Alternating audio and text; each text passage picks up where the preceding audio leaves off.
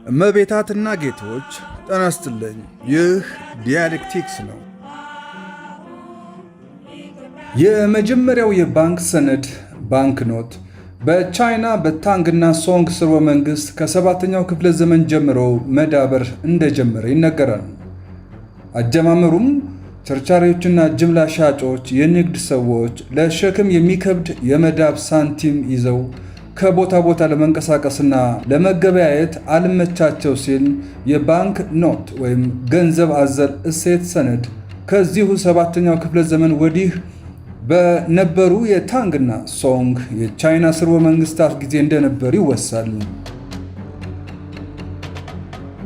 ይሁን እንጂ ገንዘብን ለመጀመሪያ ጊዜ ማን እንደፈጠረው በውል የሚታወቅ መረጃ የለም። በታሪክ ተመራማሪዎች እምነት ከሆነ የብረት ዕቃ መሳይ ቁስን እንደ ገንዘብ ጥቅም ላይ ውሏል ባይ ናቸው።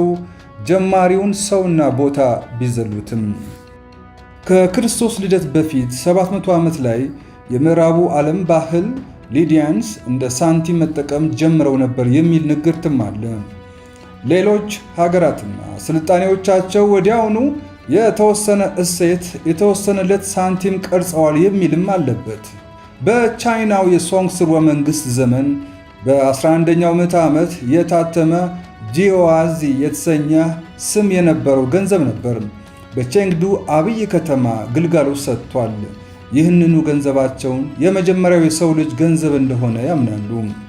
በ13 ዓመተ ምህረት ላይም እዚያው በቻይና በሆንጉ ንጉሠ ነገሥት ዘመን ዳሚንግ ቶንዚንግ በአቶ ይባል የነበረ ዛሬም ካለፈ ገደም በሕይወት ያለ የዓለማችን የቆየ ነው የገንዘብ ታሪኮችን እያወጋን ነው። የኋላው ዘመን የቆዩ ገንዘቦች መሃል ፓውንድ ስተርሊንግ አንዱ ነው። መቼም ፈረንጆቹ እንደኛ አይደሉም። እነሱ አንድን ጉዳይ ከመሰረቱ ወዲያ እያጸኑት ይሄዳሉ እንጂ እንደኛ አዲስ መንግስት በመጣ ቁጥር ነባሩን ንደው አዲስ ላቁም አይሉም። እረ በፈጣሪ ከነሱ እንማር።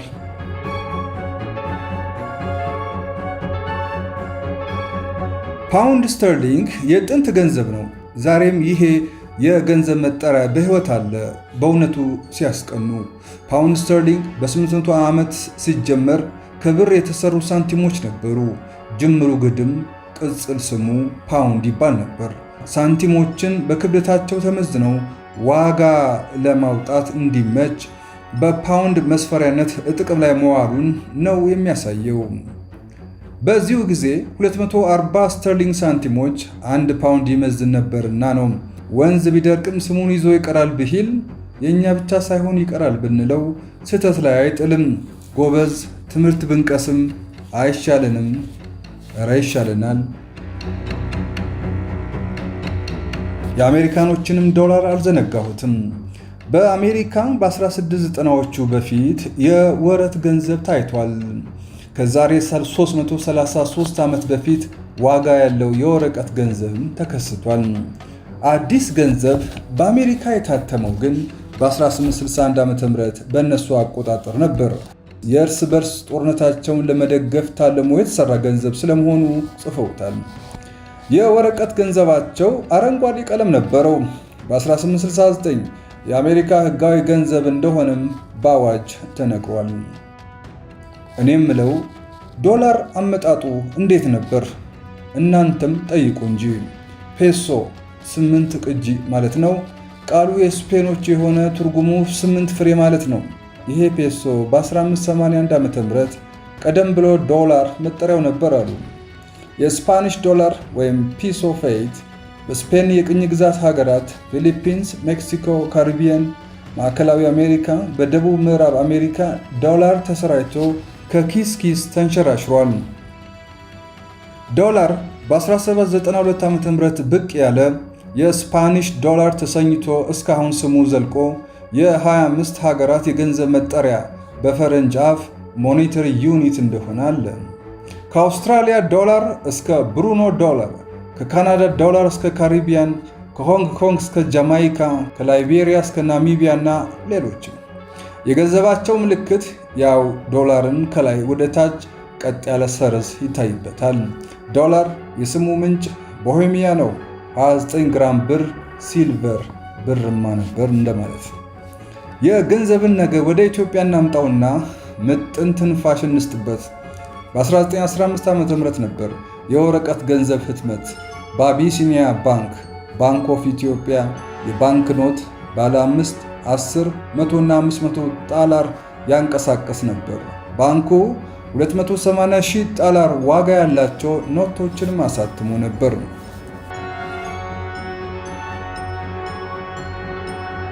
የኢትዮጵያ ጣላር ወይም ጠገራ ብር ህጋዊ መገበያያ መሳሪያ ይሁን ተብሎ በይፋ የተገለጸው በየካቲት 9 1893 ዓ.ም ግድም ነበር። ኋላም 200,000 ጣላር ብር በፓሪስ በ1894 ታተመ።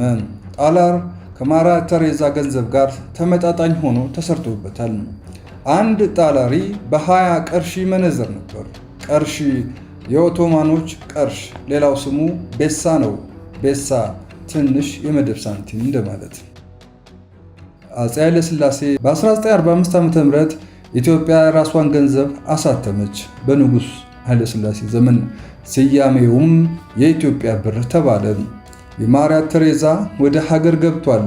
ከጦርነት በፊትና በኋላም ተሰራይቶ ግልጋሎት ሰጥቷል።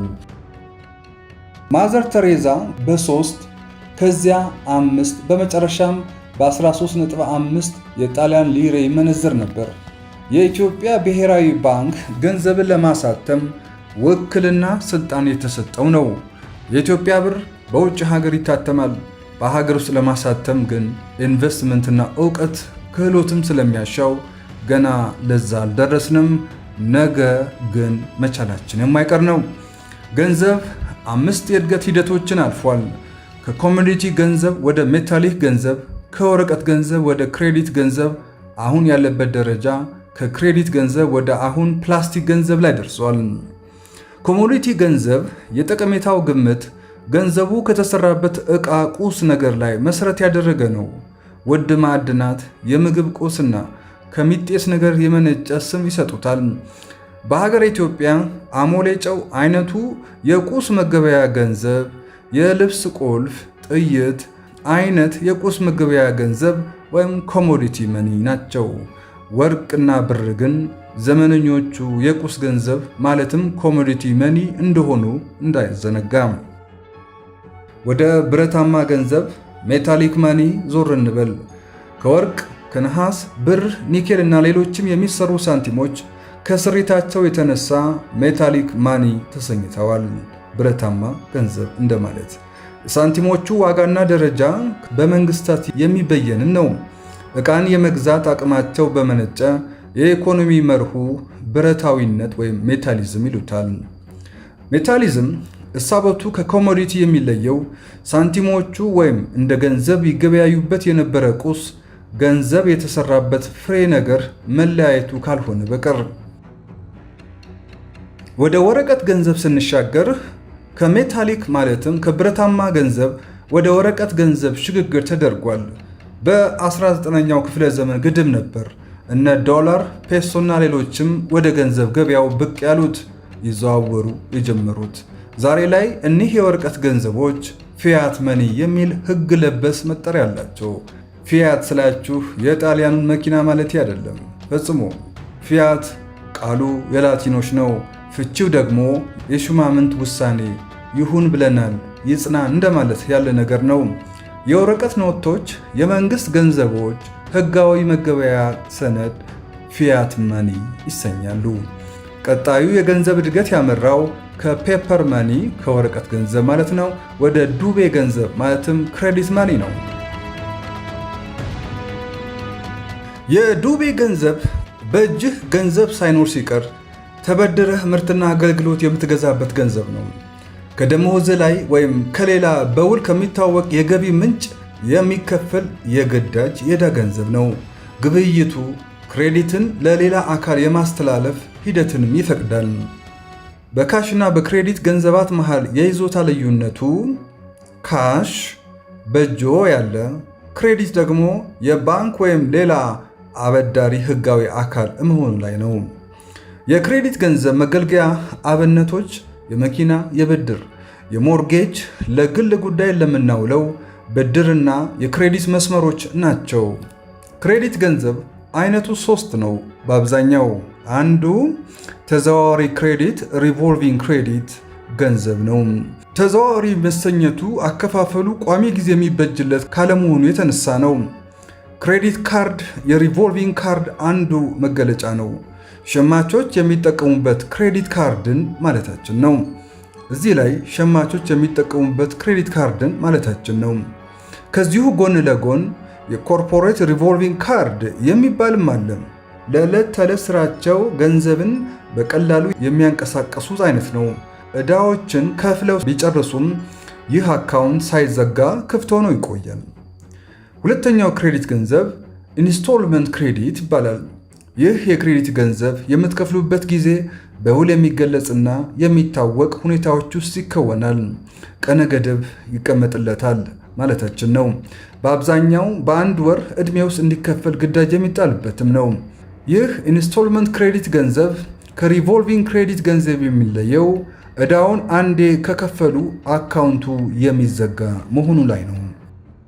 ለግል የቤት አውቶሞቢል ለመግዛት ስትሹ የምትበደሩት ለሞርጌጅ፣ ለተማሪዎች የትምህርት ክፍያ የሚወሰን ብድርና ለሌላ የግል ጉዳይ ብድሮች የሚሰጡበት መልኮች አሉት። እንደ ኢንስቶልመንት ክሬዲት የብድር ወለድም እንደ ክፍያ ቀኑ ሁሉ የማይለወጥ በተስማማችሁበት የወለድ ምጣኔ አኳያ ይከፈላል። ሶስተኛው ክሬዲት ገንዘብ ኦፕን ክሬዲት ነው።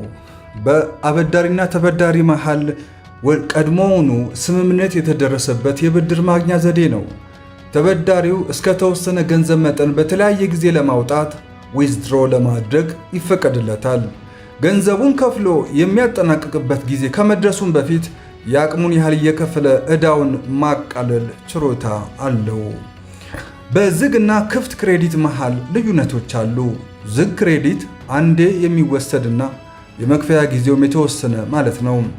ክፍቱ ክሬዲት ግን እንደ ክሬዲት ካርድ ደጋግማችሁ የምታወጡት ሙሉውን ዕዳ የመክፈል ጊዜው ቋሚ ጊዜ የሚቆረጥለት አለመሆኑ ነው።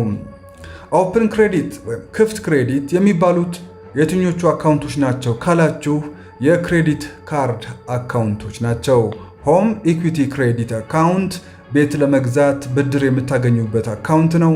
ክሬዲት ካርድ አካውንት የዕለታዊ ጉዳዮችን ልትወጡበት ስትሹ ብድር የምታገኙበት አካውንት ነው። ሌላው ዕዳችሁን በቀጥታ የምትከፍሉበት ዴቢት ክሬዲት ናቸው። ሌላውና የመጨረሻው ገንዘብ አይነትን የማስተዋወቃችሁ አለ። እሱም የፕላስቲክ ገንዘብ ፕላስቲክ መኒ የሚባለው ነው።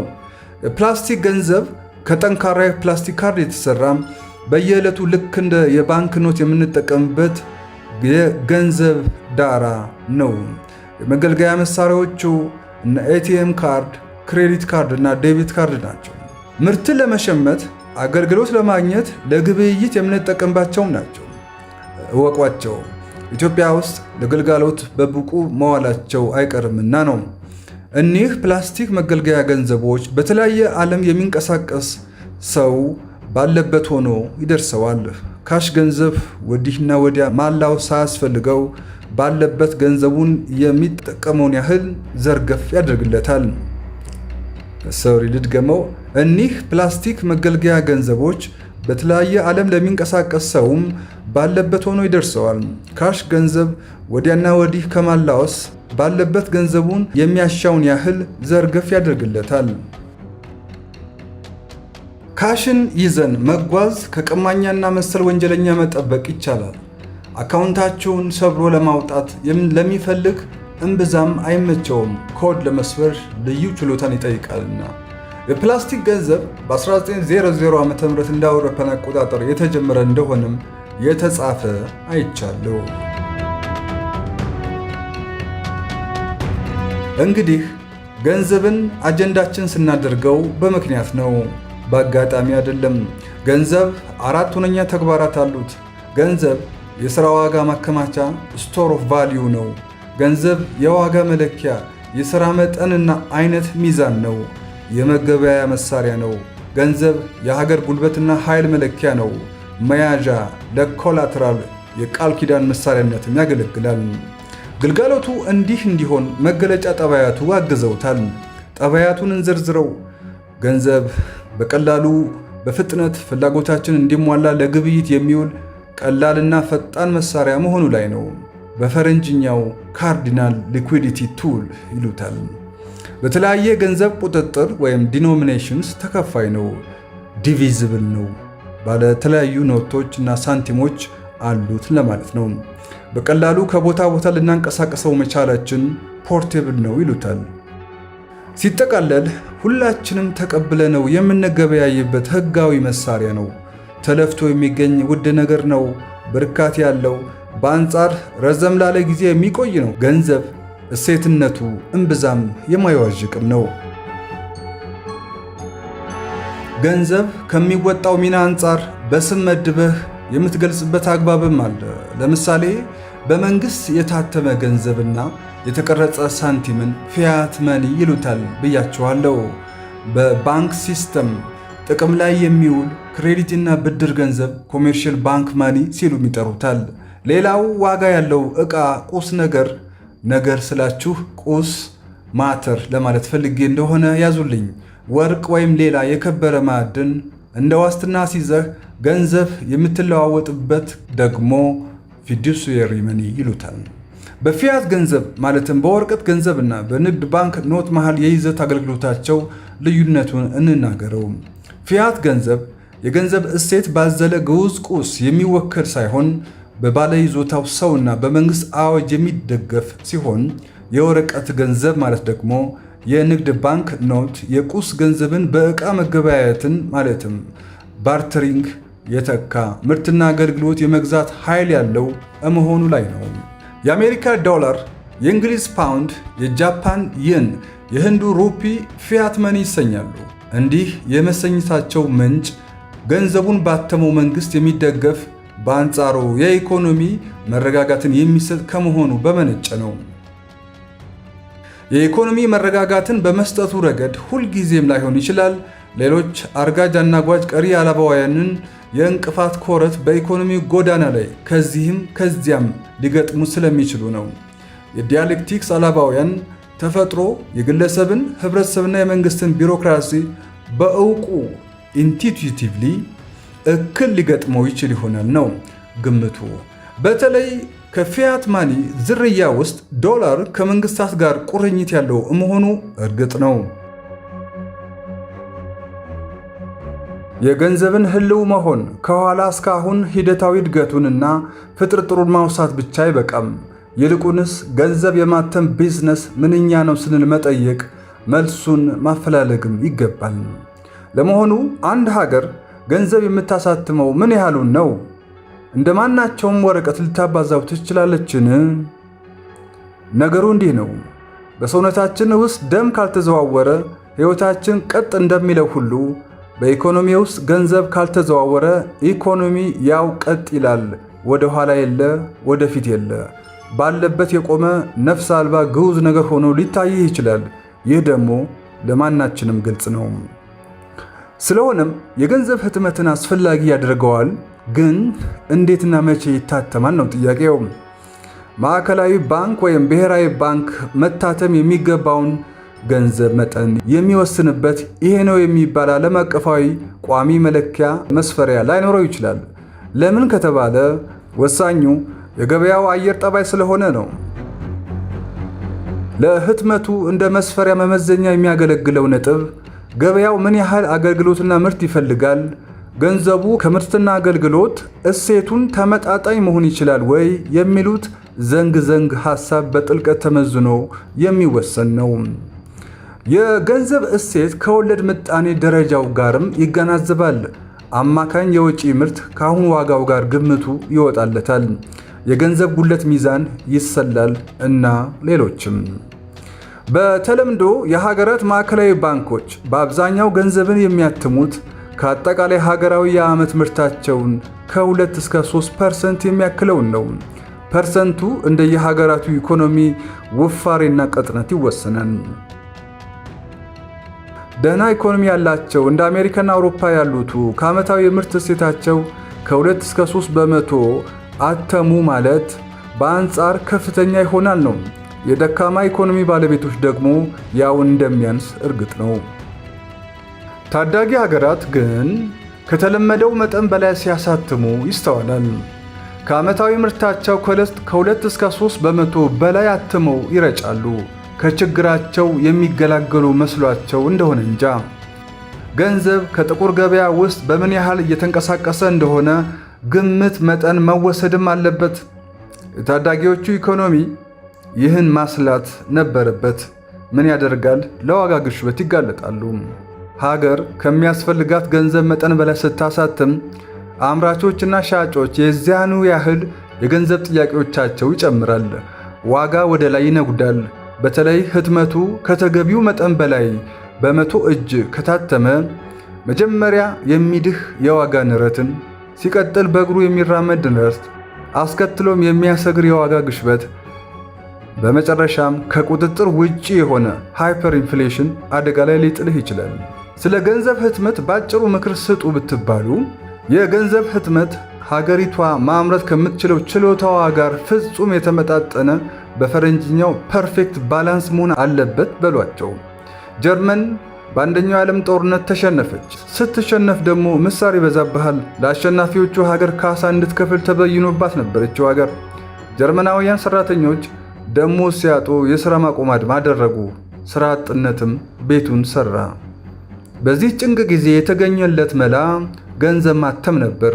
ምን ያደርጋል፣ ገንዘቡ ማለት ዶች ማርክ ዋጋ አጣ።